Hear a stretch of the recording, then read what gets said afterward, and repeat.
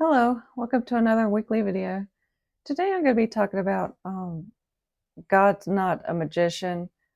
Um, I know some of you may kind of understand that, but I struggled with that quite a bit in my life. I was just trying to think of why I was struggling with that growing up. I don't know if it was um, growing up with a lot of fairy tales. I can't necessarily say that my parents encouraged that, but I just remember, um, you know, I guess watching Disney movies and I guess maybe reading some fairy tales and really grabbing hold of that those ideas. I wonder if that's part of why I thought the things that I did. But I also remember being in church and hearing a lot of people tell stories that kind of sounded like fairy tales. Well, it did kind of sound like God was magic. Some of the stuff that I would hear, and I was reading something from Joyce Meyer the other day, and and she was saying how um, don't expect supernatural things with God. Like God is not going to do things that are supernatural, but he can do things that you don't understand. Like he can make things work out that you might not understand in the moment.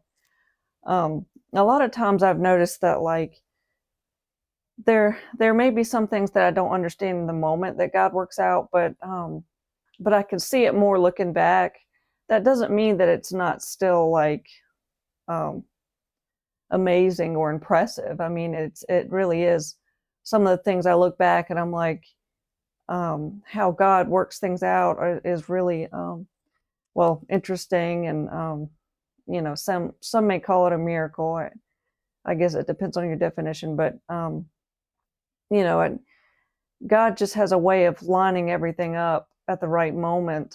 Um, I think that's how I would describe it.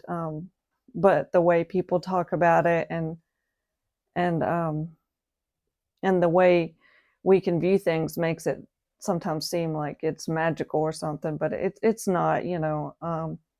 I've heard people talk about how it's they find money on the streets and stuff, and it could sound like, oh my gosh, um, God is like a genie. If you just ask him for money, he'll he'll make it come from the sky. Maybe that's a bit exaggerated, but I remember thinking when people talk about how they would they would pray for money. They would find some, and I'm like, I'm not really trying to like say anything negative about that sort of thing. I'm just trying to bring reality into it, so you don't have the kind of mindset that I had.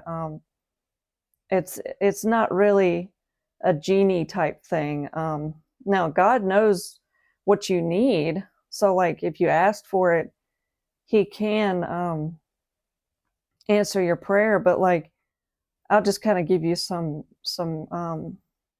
like circumstantial information to kind of help you understand what's really going on. So like um, I'll just use my previous pastor. He talked about that. He talked about finding money on the street and stuff, and I used to think that was so amazing. But like then I started really once I heard more about his background, it kind of all made sense. Like um, he just grew up. Um, I don't remember exactly why he said he was this way, but he was really good at like um, spotting things, like not just money, but he was good at seeing like little things on the side of the road. He had an eye for detail. So like he has that background going in.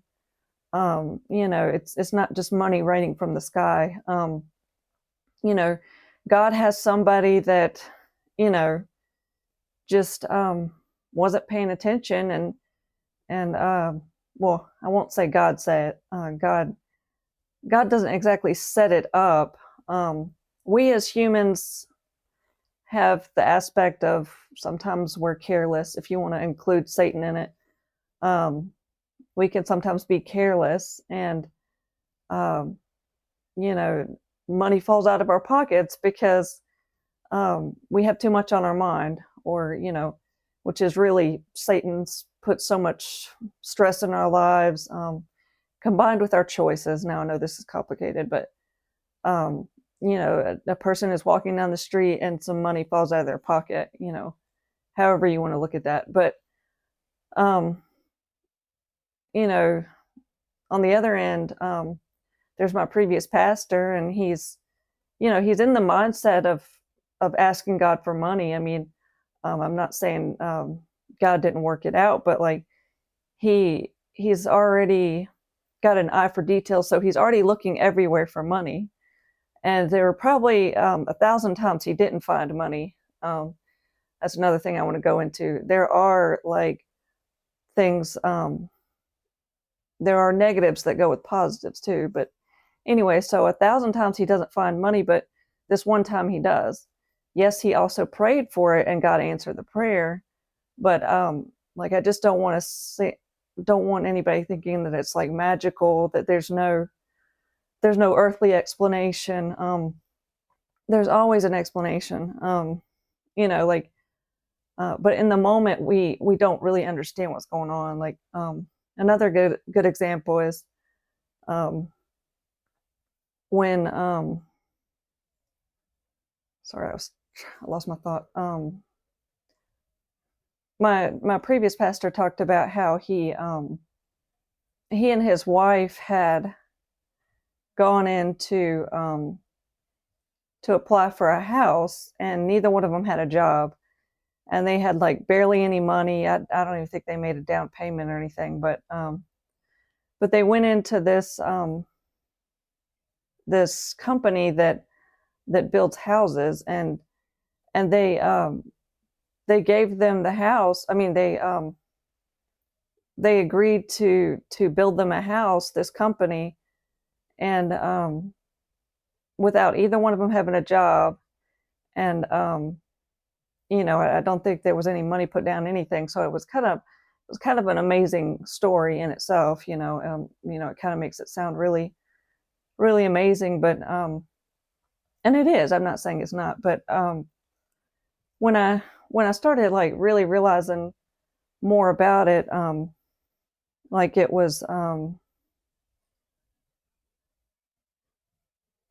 during the time of when the housing crisis happened, 2008. The housing market crashed, and well, it was right before that, I think, and people were kind of just giving away houses um, without asking any people, any of their backgrounds and stuff, not getting any money. I don't know if you know anything about the housing market crash, but that's why the housing market crashed, because banks were giving out houses and not really getting enough information for people and stuff like that. So that's why you'll see things really strict today with houses.